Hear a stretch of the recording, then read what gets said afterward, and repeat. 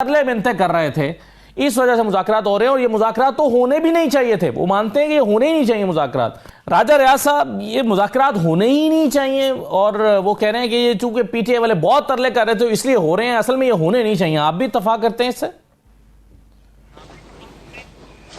जी नहीं, मैं नहीं इत्तफाक करता। मुज़ाकरात हुकूमत का फ़र्ज़ है। मैं फ़र्ज़ समझता हूँ कि हुकूमत जो भी पार्टी मुज़ाकरात करना चाहे, हुकूमत का फ़र्ज़ है कि वो उसे स्पेस दे, उनके साथ बैठे, उनकी बात सुने। अगर वो हठ दर्मी करें, अगर वो नजायज़ मुतालबे करें तो वो एक अलग बात है, वो कौम के सामने आने चाहिए। लेकिन कोई भी हुकूमत हो, किसी भी जमहूरी हुकूमत का फ़र्ज़ है कि जो उसकी अपोजिशन है उसकी बात सुने, उनके साथ बैठे और अगर उनके मुतालबात जायज़ हैं तो उन पर पूरा गौर करे। अगर उनके कोई ऐसे मुतालबात हैं जो मुल्क के ख़िलाफ़ हैं या मुल्क के इदारों के ख़िलाफ़ जो हरकतें की गई हैं उसके बारे में अगर वो रिलीफ लेना चाहें तो वो एक अलहदा इशू है, वो अलहदा बात है। लेकिन मुज़ाकरात का मैं हामी हूँ, जमहूरियत में फ़र्ज़ है और वो फ़र्ज़ हुकूमत ने अदा किया है। राजा साहब, ये मुज़ाकरात जो हैं ये किसकी ज़रूरत हैं? ये आपके ख्याल में ये पीटीआई की ज़रूरत है मुज़ाकरात या नून लीग की ज़रूरत है या दोनों की ज़रूरत है? ये मुज़ाकरात हुकूमत की ज़रूरत है मुल्क में सियासी इस्तेकाम के लिए, मुल्क में माशी इस्तेकाम के लिए।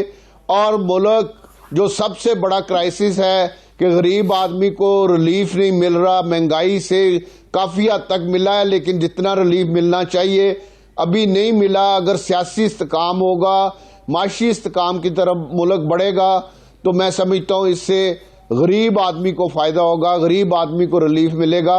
और हुकूमत का फ़र्ज़ है कि वो गरीब आदमी को रिलीफ दे और ये भी हुकूमत का फ़र्ज़ है कि वो अपोजिशन की बात सुने, मुज़ाकरात करे और उनके जो जायज़ मुतालबात हैं जो उन पर गौर होना चाहिए, उन पर कोशिश होनी चाहिए कि उन पर अमल हो ताकि मुल्क में इस्तेकाम आए, सियासी भी और माशी भी, और मुल्क तरक्की करे। जब मुल्क तरक्की करेगा तो आम पाकिस्तानी को उसका फ़ायदा पहुंचेगा।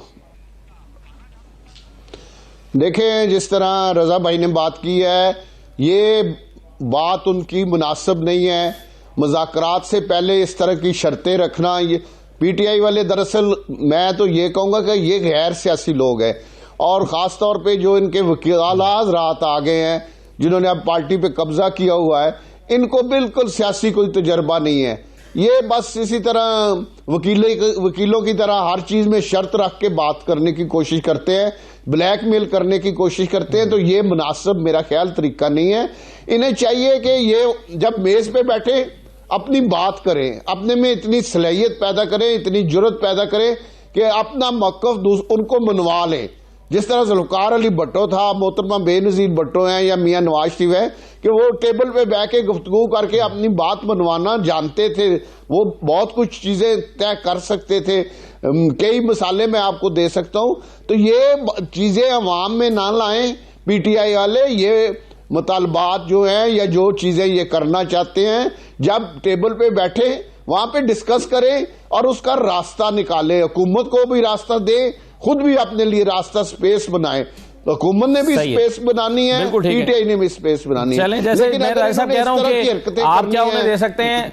बड़ा खुशामदीद राजा रियाज साहब, ये जो अभी अता तारड़ साहब का बयान मैंने सुनवाया भी, जिसमें वो कह रहे हैं कि इमरान खान साहब ने खुद भी मिलिट्री कोर्ट को सपोर्ट किया था, लेकिन उनका मानना यह है कि वो दहशतगर्दों के लिए बनाई गई थी और उन्हीं की वहां पर उनका ट्रायल होना चाहिए। सियासी जमात के कारकुनों का ट्रायल सिविलियन कोर्ट में होना चाहिए। ये बुनियादी फर्क वो बयान करते हैं, तो आप इसको कैसे देखते हैं? देखिए जी, जो हमारे शहीदों के पुतलों को जलाएं, उनको जूते मारें, कोर कमांडर का घर जलाएं, जीएचक्यू पे हमला करें, क्या वो दहशतगर्द हैं कि नहीं? हम तो उनको दहशतगर्द समझते हैं और इसमें भी कोई शक नहीं कि इनके लोग पूरी दुनिया में लॉबिंग कर रहे हैं, फंड्स इकट्ठा करते हैं। बाहरले मुल्कों में इनके जो कारकुन हैं वो फंड इकट्ठा करते हैं, वहाँ पे मीडिया पे, वहाँ पे हर जगह वो लॉबिंग करके उन्होंने एजेंसियां जो हायर की हुई हैं, इसमें तो कोई शक वाली बात ही नहीं। ये तो सारा कुछ ये कर रहे हैं।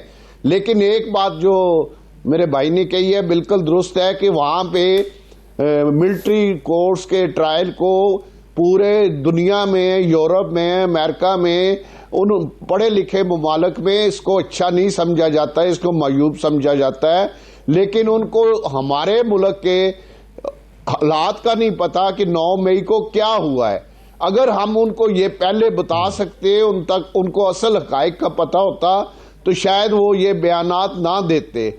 वो एक नॉर्मल रूटीन में बयान दे रहे हैं, उन्हें नहीं पता कि यहाँ जो कुछ 9 मई को हुआ है और जिस तरह हमारे शहीदों के मुजस्मे जलाए गए, उन्हें जूते तो मारे गए। पाकिस्तान कैसे मुस्तरद करेगा सर? अब ये जो एक इंटरनेशनल एक कम्युनिटी की एक राय आई है, इसको कैसे पाकिस्तान मुस्तरद करेगा? उनको जवाब देगा, ब्रीफ करेगा, कोई खत भेजेगा? ये एक नॉर्मल बयान है। क्या होगा?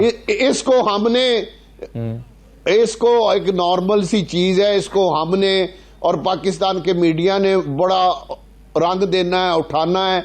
असल में ये मैं समझता हूँ खोदना पहाड़ है और निकलना चूहा है, कुछ भी नहीं इससे फर्क पड़ना। पाकिस्तान एक खुद मुख्तार मुल्क है और हमें किसी का इस वक्त कोई प्रेशर नहीं है। वजीर आजम साहब ने बड़े वाज़ेह बयान दे दिया है कि हम एटमी पॉलिसी पर कोई समझौता नहीं करेंगे, हम खुद मुख्तार हैं और अपने फैसले खुद करेंगे। अब ये बात सिर्फ जो उनके बयानात हैं ये मीडिया तक रह गई है। असल इसमें हकीकत नाम की कोई अब ना कोई पाकिस्तान को परेशानी है, ना कोई पाकिस्तान के लिए ये इशू है।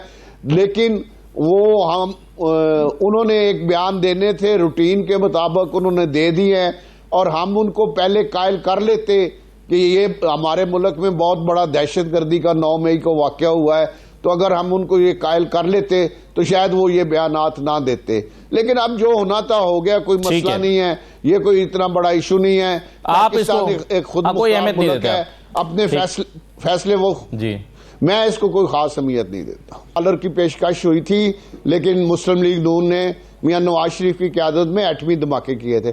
अब भी जो मुल्क के दुश्मन हैं, जो दहशतगर्द हैं, जिन्होंने 9 मई को एक ऐसा दहशतगर्दी का मुजाहरा किया है जिसकी पाकिस्तान की तारीख में मिसाल नहीं मिलती, उनके लिए कोई दबाव नहीं, इस तरह के बयान कोई हैसियत नहीं रखते। हम इन सब को फेस करने के लिए पहले भी किए हैं, आइंदा भी तैयार हैं। लेकिन हम किसी सूरत, मैं बड़ा वाज़ेह आपको बयान दे रहा हूं कि हमारे शहीदों की जिन्होंने बेरुमती की है, हम उनके साथ कोई किसी दबाव में नहीं आएंगे, उनके खिलाफ कानूनी कार्रवाई होगी। लेकिन ये जो बार बार एटमी धमाकों को मवाजना किया जाता है, ये बिल्कुल एक मुख्तलिफ चीज नहीं है। एटमी धमाके वो उस वक्त इंडिया धमाके कर चुका था, अमेरिका को पता था कि पाकिस्तान की एक डिफेंस का मसला है, फिर पूरी कौम खड़ी हुई थी धमाकों के साथ। यहां पर इस मामले पर कौम डिवाइडेड है बहुत बुरे तरीके से। जनाब, धमाके से 1000 गुना बड़ा काम था। अगर हम वो कर सकते हैं तो ये तो एक मामूली छोटा सा इशू है जिस पे आप हमें कह रहे हैं कि उधर से बड़ा प्रेशर आ जाएगा। कोई प्रेशर नहीं आना, ना हम कोई प्रेशर बर्दाश्त करेंगे। हम डट के, जो भी हमारी अफवाज पाकिस्तान के दुश्मन हैं, हम अफवाज पाकिस्तान के साथ खड़े हैं, मुल्क के साथ खड़े हैं और किसी दहशतगर्द के लिए कोई नरमी नहीं बरती जाएगी। जिसने जो किया है उसको उसकी सजा मिलेगी, जो बेगुनाह है उसको माफी मिलनी चाहिए, उसके खिलाफ कोई कार्रवाई नहीं होनी चाहिए।